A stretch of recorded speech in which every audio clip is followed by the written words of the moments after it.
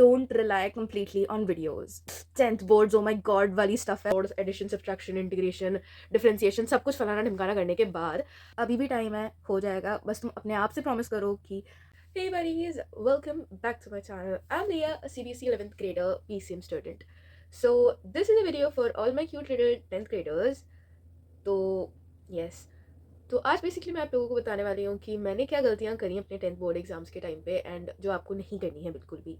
And if you might be wondering कि आप कौन है हमें गाइड करने वाली, आपके कितने आए थे, तो आई अटैच माई क्या कहते हैं मार्कशीट ओवर हियर या समवेयर अराउंड है. तो zoom in brother, editor zoom थोड़ा और, या दैट्स फाइन. तो अब आप लोग देख लो मेरे हर सब्जेक्ट में कितने मार्क्स आए थे. तो अब जब इन सारे मार्क्स के टोटल को जोड़ तोड़, एडिशन, सब्ट्रैक्शन, इंटीग्रेशन, डिफरेंशिएशन, सब कुछ फलाना ढिमकाना करने के बाद I got 89.4%, which is equivalent to 90%. तो हम 90 बोलेंगे.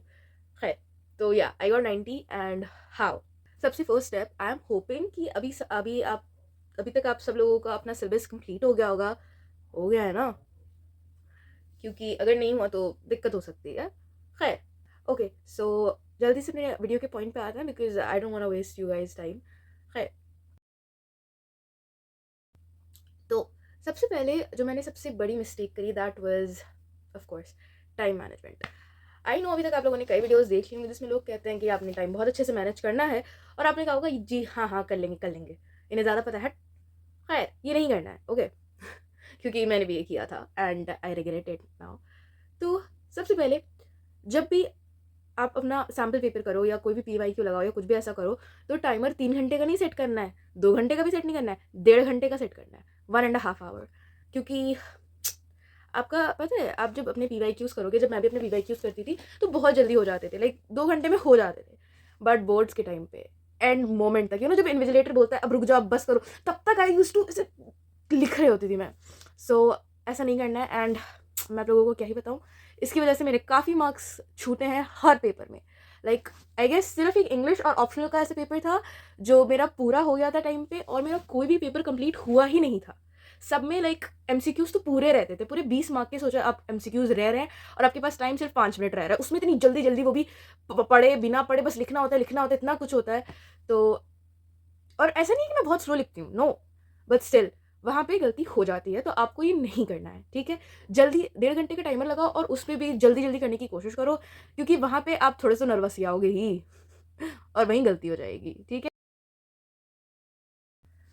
सेकेंड चीज़, don't waste your time on doing hell lot of books for maths और एनी सब्जेक्ट. अगर आप बहुत अच्छे बच्चे और आपका सिलेबस हो गया था अक्टूबर तक कंप्लीट, एंड देन आप लोगों ने RD करा, ये करा, वो करा, जो आई डोंट थिंक आप लोगों में से मोस्टली बच्चों का हुआ होगा, मोस्टली. खैर, तो आपको क्या करना है, आप you should first rely on NCERT, it's the most important thing. और उसके जो बैक क्वेश्चंस और होते हैं वो बहुत इंपॉर्टेंट होते हैं. एंड जो मैथ्स के वो होते हैं, क्या कहते हैं, क्या होता है, एग्जाम्पल्स, वो तो बहुत इंपॉर्टेंट होते हैं, उनसे कई बार क्वेश्चंस आते हैं, ठीक है. तो ये तो थी कुछ ओवरऑल मिस्टेक्स जो मैंने करी. अब चलते हैं थोड़े सब्जेक्ट स्पेसिफिक मिस्टेक्स पे. जो so coming of the first subject, Hindi.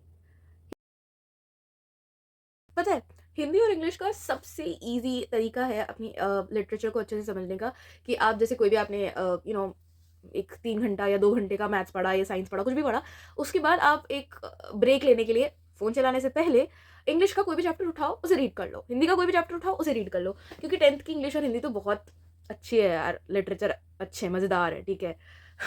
तो ये ज़रूर कर लेना, क्योंकि ये चीज़ मैंने अपने टाइम पे तो की थी और काफ़ी बेनिफिशियल रही थी.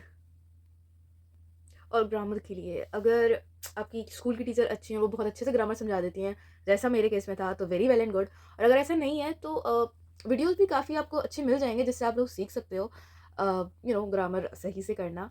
एंड हो जाएगा, don't worry. Moving on to the next subject, English. तो इंग्लिश का भी वही सेम रूल्स हैं जो हिंदी में थे, कि लेटे लेटे, जागते जागते, सोने से पहले बस आप चैप्टर पढ़ लो और लिटरेचर तो ऐसे हो जाएगा. ग्रामर के लिए थोड़ी मगजमारी करनी पड़ेगी, तो वो लास्ट के 5 दिनों में कर लेना, हो जाएगा. उसके लिए उतनी फिक्र लेने की ज़रूरत नहीं है. तो इसी तरह हम अपने नेक्स्ट सब्जेक्ट पे चलते हैं, विच इज़ मैथ्स. तो ऑफ कोर्स मैथ्स पे बहुत ज़्यादा टाइम वेस्ट मत करो. RD और RS और ये सब करने में, क्योंकि तुमने वो पूरे साल नहीं करी है, तो अब एंड मोमेंट करके कोई फ़ायदा होने भी नहीं वाला है, तो उसे रहने दो। Of course focus on NCERT and then examples, और इतने में तुम्हारा हो जाएगा। और ऑफ कोर्स वो कर लेना अटेंड, क्या कहते हैं, शोभित भैया के मैराथन वीडियोज़, वो अटेंड कर लेना, उससे तुम्हारा काफ़ी हेल्प हो जाएगा।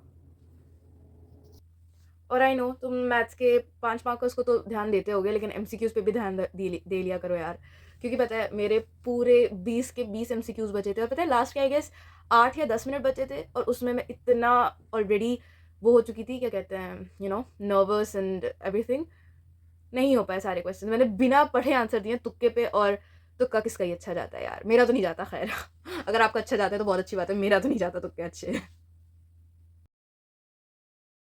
Okay so now science.